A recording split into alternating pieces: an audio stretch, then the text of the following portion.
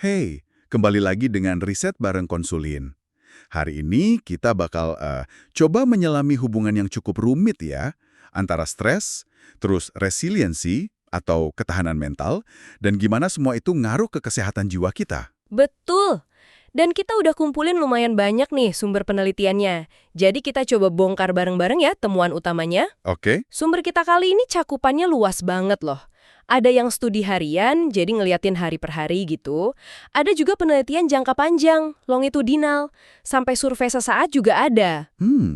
Partisipannya juga macam-macam ya? Iya, beragam banget. Mulai dari mahasiswa, terus tenaga kesehatan. Ini penting banget ya, apalagi pas zaman COVID-19 kemarin. Ada juga atlet, pegawai negeri. Oh, bahkan sampai perantau juga ya, yang kerja di proyek internasional gitu. Iya, ada juga itu. Sampai masyarakat umum di berbagai negara. Kayak dari Cina, Australia, Norwegia, AS, Meksiko, Ghana, sampai Polandia juga ada. Jadi cukup kaya datanya. Sip, sip. Jadi misi kita hari ini intinya pengen tahu lebih dalam gimana sih berbagai jenis stres ini bisa tekanan harian biasa, bisa kejadian besar dalam hidup, atau tuntutan kerja, bahkan stres unik kayak pas pandemi kemarin, gimana itu semua bisa kena ke kondisi mental kita. Iya, kondisi mental kayak depresi, cemas, atau burnout ya yang sering disebut. Nah, itu dia. Bahkan sampai ke perilaku juga kan ya, kayak jadi lebih banyak minum alkohol atau merokok gitu. Betul. Dan yang paling penting nih, kita mau lihat di mana sih peran resiliensi dalam semua ini. Gimana dia mainnya? Oke, siap. Mari kita mulai dari yang pertama dulu kali ya, stres dan dampaknya ini. Oke, jadi poin pertama nih, hampir semua referensi kita itu nunjukin hal yang sama. Stres, apapun bentuknya, itu hubungannya erat banget sama dampak negatif. Dampak negatifnya apa aja tuh? Macam-macam, bisa cuma perasaan gak enak secara umum, kayak negatif efek gitu, tapi bisa juga sampai ke gejala depresi, kecemasan, nah tadi burnout atau kelelahan kerja yang parah itu. Oh iya, burnout ini sering banget kedengaran sekarang. Itu, maksudnya gimana sih persisnya? Biar lebih jelas aja. Burnout itu pada dasarnya kondisi capek mental yang udah parah banget. Terus muncul rasa sinis, kayak bodo amat gitu sama kerjaan, plus ngerasa nggak mampu atau nggak efektif lagi dalam bekerja. Ah, oke oke.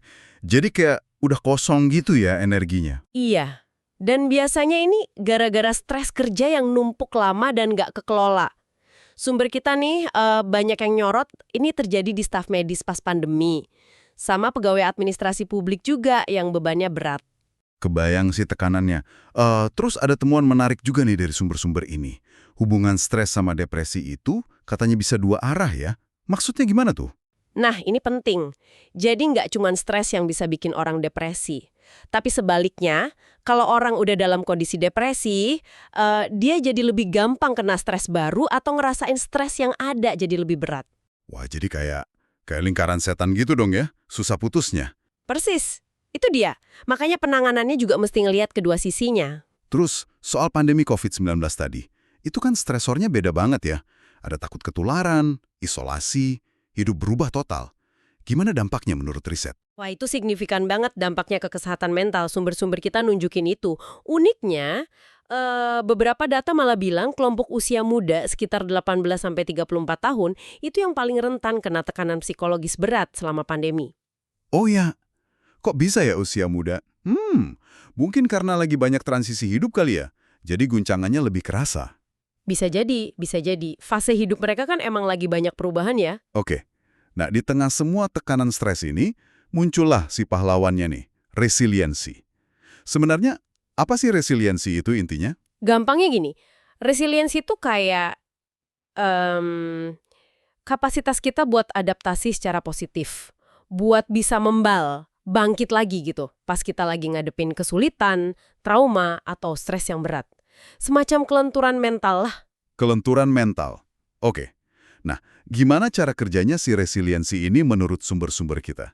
Katanya bisa jadi penyangga ya, buffer gitu. Betul. Salah satu peran utamanya yang paling sering disebut itu sebagai penyangga atau buffer. Maksudnya, kalau tingkat resiliensi kita tinggi, itu bisa ngeredam hubungan negatif antara stres sama dampaknya. Jadi kayak tameng gitu ya. Orang yang resilient kena stres, tapi dampaknya nggak separah orang yang resiliensinya rendah. Kurang lebih gitu. Jadi stresnya tetap ada, tapi pukulannya ke mental kita jadi nggak sekeras itu. Ini berlaku buat macam-macam dampak loh, dari depresi, cemas, burnout, sampai perilaku kayak minum alkohol atau merokok tadi. Oke, paham.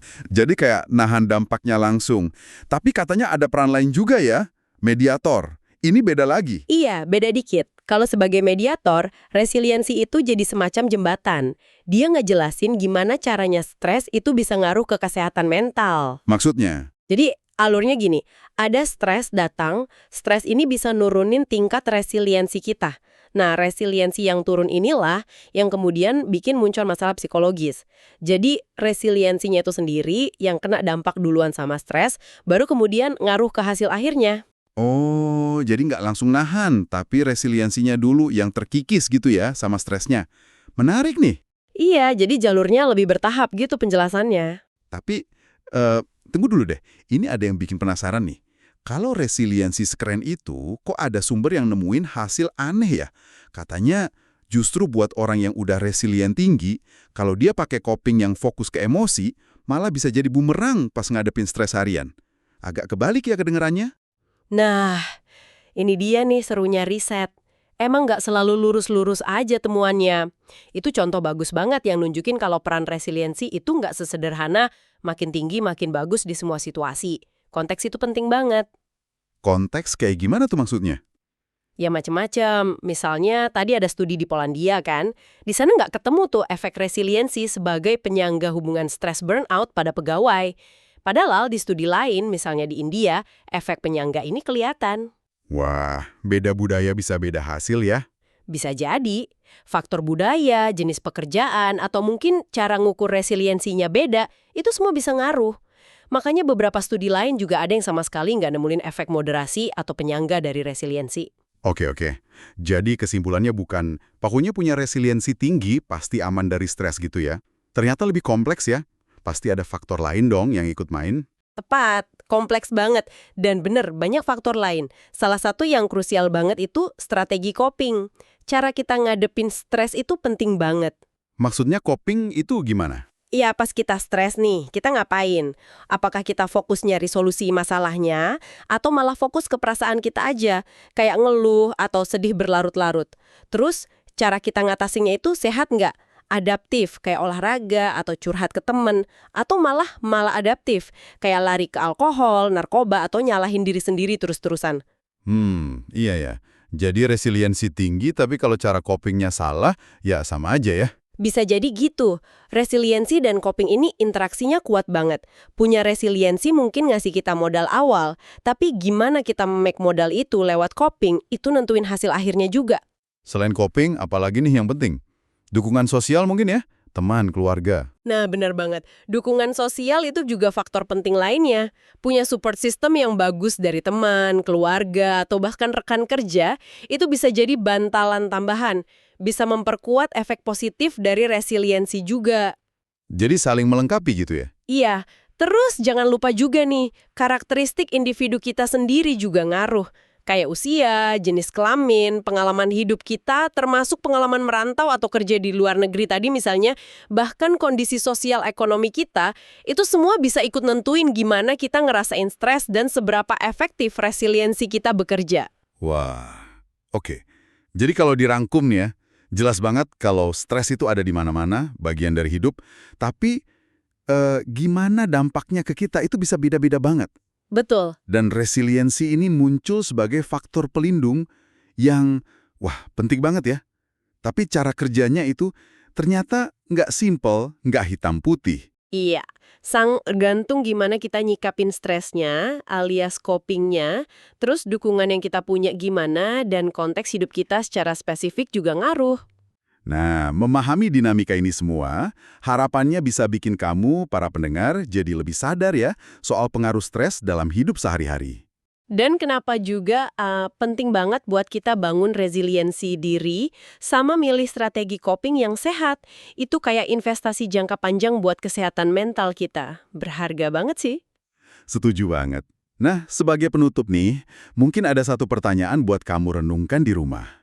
Mengingat cara kerja resiliensi yang bisa macam-macam tadi, tergantung situasi, jenis stresnya, bahkan mungkin budaya, coba pikirin deh, gimana kamu secara sadar dan aktif bisa memupuk resiliensi pribadimu? Khususnya buat ngadepin tantangan unikmu sehari-hari. Sumber daya apa aja nih yang kira-kira paling ngebantu kamu buat bangkit lagi? Bisa dari dalam diri kamu sendiri, misalnya optimisme, fleksibilitas pikiran, atau kemampuan ngatur emosi. Atau bisa juga dari luar kan, kayak dukungan teman, keluarga, komunitas, hobi yang bikin seneng, atau mungkin sisi spiritualitas. Apa nih yang paling efektif buat kamu? Coba direfleksiin ya.